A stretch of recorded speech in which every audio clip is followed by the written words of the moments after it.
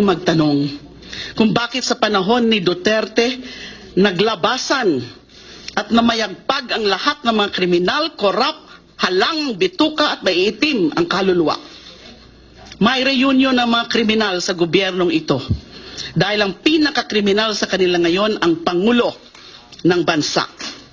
Parang sa pelikula lang yan ni Batman, kung saan pinatawag ni Joker lahat ng masasamang loob sa Gotham City upang maghasik ng kadiliman.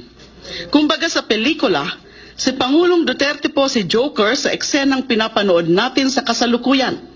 Isang psychotic na mamamatay tao at pinaka-leader ng lahat ng mga halangang bituka mula pa noong panahon ni Marcos hanggang sa panahon ni Arroyo. Maitim ang pakay ng rehimeng ito. Ang gamitin akong halimbawa para takutin, paatrasin at patahimikin ang kanilang mga kritiko, ilihis ang atensyon ng publiko sa patuloy nilang pagmamalabis at kapalpakan at para na rin pagtakpan ang madugong kampanya laban sa droga. Ang bilang ng mga pinatay nitong nakalipas na pitong buwan ay mas marami na kaysa sa mga pinatay sa 14 na taon ng batas militar at rehimeng Marcos. Mahigit 7,000 sa 7 buwan, 1,000 kada buwan. Malinaw din ang kanilang layunin. Sa gitna ng kampanyang pagpatay sa mga maralita at maliliit na pusher at user, nais nilang sirain ang kredibilidad ng mga nagtataguyod sa karapatang pantao.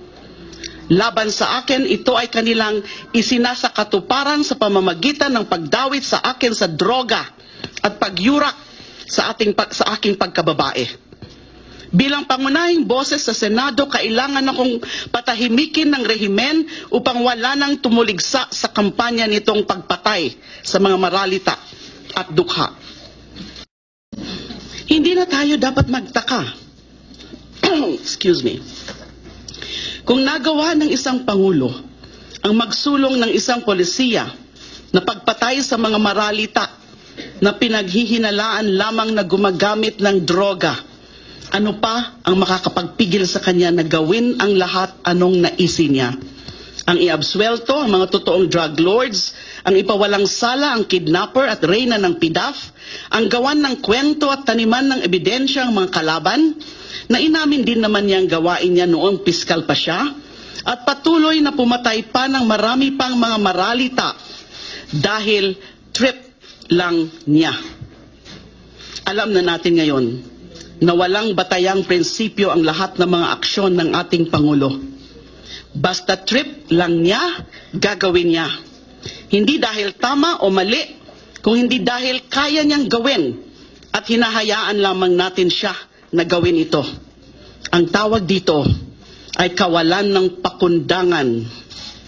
Ano man ang gawin niya, tiwala siyang ligtas siya sa parusa o pananagutan.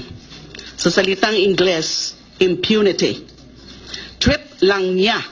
Yan po ang klase ng pamamahala ni Pangulong Duterte. Nag-umpisa ito noong nadiskubre niya bilang mayor ng Davao City na maaari naman palang pumatay ng daan-daang katao ng walang pakundangan at ng walang pananagutan.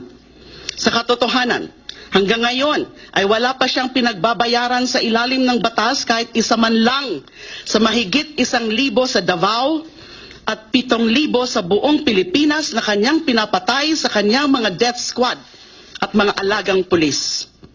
Pero ngayon ay baka maari na siyang panagutin sa kanyang mga karumal-dumal na mga krimen. Kahapon ng umaga, nasaksihan niyo lahat, lumantad na ang kanang kamay ni Pangulong Duterte sa Davao Death Squad, si SP03 Arturo Las Cañas. Katulad din ni Edgar Matobato, nagsagawa siya ng public confession tungkol sa mga pagpatay ng ginawa nila sa Davao Death Squad sa utos mismo ni Pangulong Duterte. Silang dalawa ni SP04 Sanson Sonny Benaventura ang mga utak at kamay ni Pangulong Duterte sa anumang operasyon ng Davao Death Squad. Sa paglantad ni Las Cañas, wala na pong natitirang duda ng ating pong Pangulo ay isang mamamatay tao at sociopathic serial killer. Ito na rin po ang dahilan kung bakit natin nararanasan ang lahat ng kahibangan sa gobyerno sa ilalim ng rehimeng ito na pinangungunahan ng numero unong kriminal sa buong Pilipinas, kung hindi man sa buong mundo. Walang iba kung hindi si Pangulong Rodrigo Roa Duterte. Huwag na rin tayo magtanong. Katulad ng sinabi ni Senadora Risa Hontiveros, kung bakit mistulang may reunion ng mga questionableng karakter sa ilalim ng rehimeng Duterte. Mula sa mga Marcos, kay Arroyo hanggang kay Napoles, 10 ng kanilang mga abogado, katulad ni Ferdinand Topacio, at mga operator na katulad nila Dante Jimenez, Sandra Cam, Reynaldo Esmeralda at Ruel Lasala. Andyan din ang mga pangunahing enforcers ng mga utos ni Pangulong Duterte. Sila Secretary Aguirre at Soljen Calida na mga abusado at aroganteng opisyal sa ating pamahalaan. Pangulo nagalit daw sa droga at sa mga drug lords ang siya ngayong nag-aalaga at nag-aabswelto sa mga drug lords na ito. Sa kabilang dako naman, sinasabi ng rehimeng ito na walang kasalanan si Janet Lim Napoles.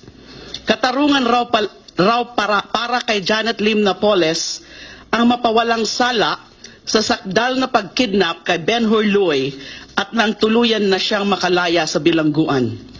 Ayon kay Solicitor General Calida, si Laila de Lima na naman daw ang may kasalanan kung bakit nakulong ang walang salang si Janet Lim Napoles. Pagkakasala ko raw ang usigin sa korte at maipakulong ang inosente at walang salang si Janet Lim Napoles.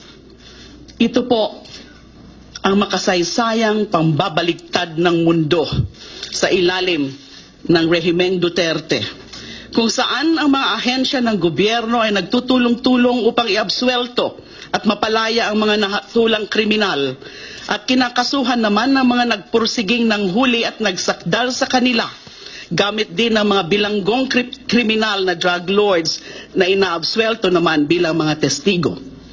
Sa nakaraang linggo, marami na sa atin ang nadadagdagan ng buhok sa bumbunan dahil sa kakataas ng kilay, o di kaya ay nakalbo naman dahil sa kakasabunot sa buhok. Naraffle po yung 3 kaso. I may prayer to defer first the issuance of the warrant of arrest pending the resolution of the issues raised, particularly jurisdictional issue. Yes. Opo, I was informed that these cases have been set for hearing sabay-sabay nga daw ho sa Biyernes before these 3 branches of RTC Muntinlupa. No, well, dito po sa dalawang kaso, ang pangunahin dito na issue is the issue of jurisdiction. Yung motion to quash, pinapa-quash. In other words, pinapa-dismiss yung kaso kasi hindi po tamang forum yung RTC or yung regular court, kundi ombudsman and eventually Sandigan Bayan if and when the ombudsman finds probable cause.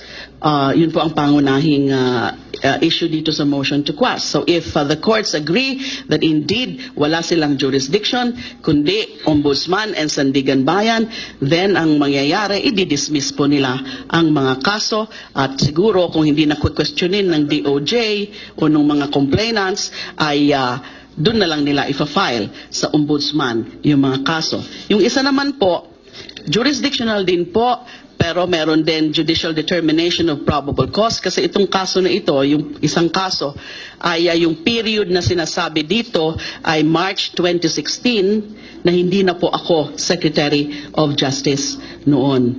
Pero katulad din po ng dalawang cases, sa tingin ho namin wala hong basehan, wala ho talagang batayan itong mga kaso na ito on the probable cause issue.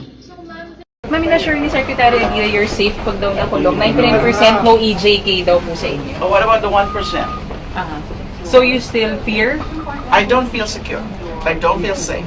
Okay. Kaya nga, I want to be assured of my safety. Hindi ako natatakot arestuhin. Basta insecure lang nila yung security ko. Okay, thanks ma'am. Thank you. Labas mo yung tapang mo rito. Pakita mo na mali ako. After kasing na-expose ito, ay nilinis na nila yung kanilang mga accounts. Pero ito ay hindi mo na ito mabubura sa record. At kaya niya pinag-iinitan yung mga iba't ibang ahensya na kung bakit daw nailabas ito. Pero ang pag-inita mo, ang sisihin mo yung sarili mo kung bakit ka nangurakot ng kwarta. Inuulit ko ang aking hamon na patunayan niya na mali ako, na meron siyang mahigit 2 bilyong piso sa kanyang bank accounts, at pagka nailabas niya ito, yung transaction history niya, at ako ay mali, ako po ay magre-resign dito sa Senado. Doon nga sa dokumentong ibinigay sa akin nung isang concerned citizen. At itong nakalagay sa account niya na ito ay apparently pang safety niya ito kung ano man mangyari sa kanya. Kung corrupt ka nung mayor ka, ngayong presidente lalo na. Kaya nga nakita nyo wala namang ginawa laban sa corruption. Dapat nung mayor siya, dapat hindi siya corrupt ngayon. Dapat may ginagawa siya ngayon laban sa korupsyon. Isang negosyante sa Davao City na campaign contributor ni President Duterte noong nakaraang kampanya, ang pangalan niya ay si Sammy Uy, na nagbigay ng aabot ng 120 million pesos sa iba't ibang miyembro ng kanyang pamilya. They need to explain. Kasi 'di ba ang postura nila simple silang tao, may kulambo para ang alam nyo, maraming naloloko